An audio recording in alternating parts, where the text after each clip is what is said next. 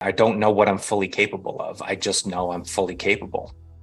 But what I realized is it's much less of a reminder, as it now acts a lot more like a harsh teacher, or like a best friend in a way. Somebody who wants the best for you, and but also knows what you're capable of. And what I recognize with this quote is, to actually believe its truth and to recognize it is means it's a leap of faith into action.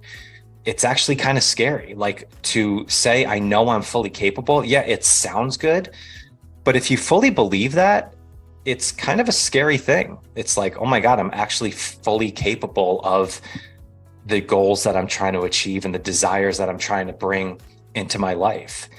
And all of a sudden you're like, holy crap, that means that if I don't accomplish this, it's just based on my own efforts and I'm just not giving it as, my all, because I know I'm fully capable.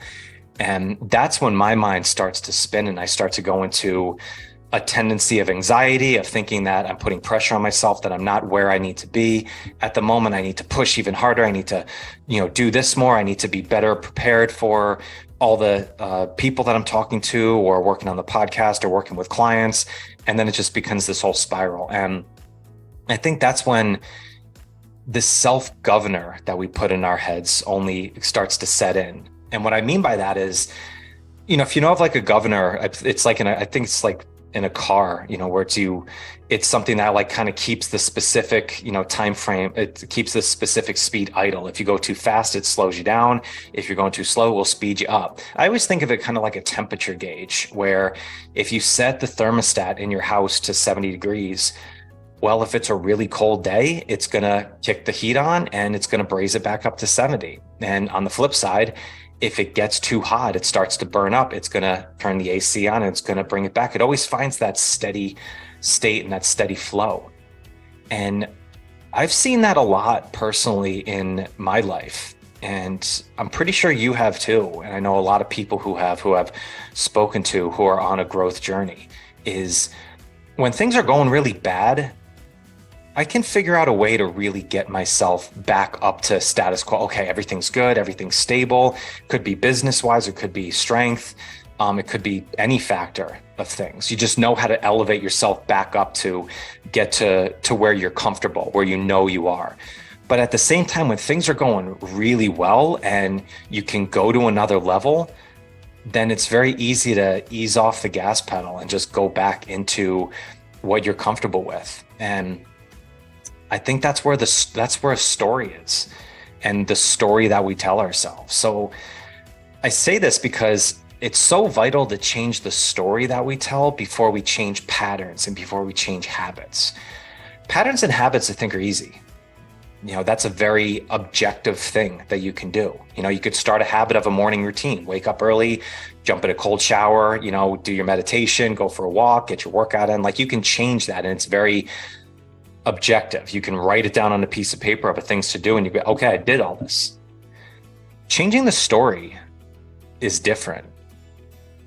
Changing how you believe about yourself, of what you believe about yourself, is really different, because all your past experiences, all the things that you've done before, failures and successes, but oftentimes failures, they seem like they ring a little louder. They're bold letters on, when you write them down. You see them a lot more vividly.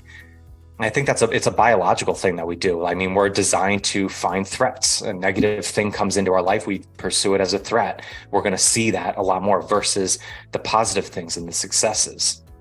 That's why patterns like counting your wins, like imagining your outcome, are things that are so powerful and so good.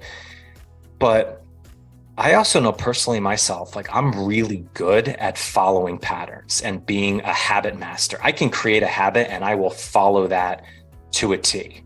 Like, I'm a disciplined person. Those are my disciplined tendencies that I can do. I can put things down and I'll get it done.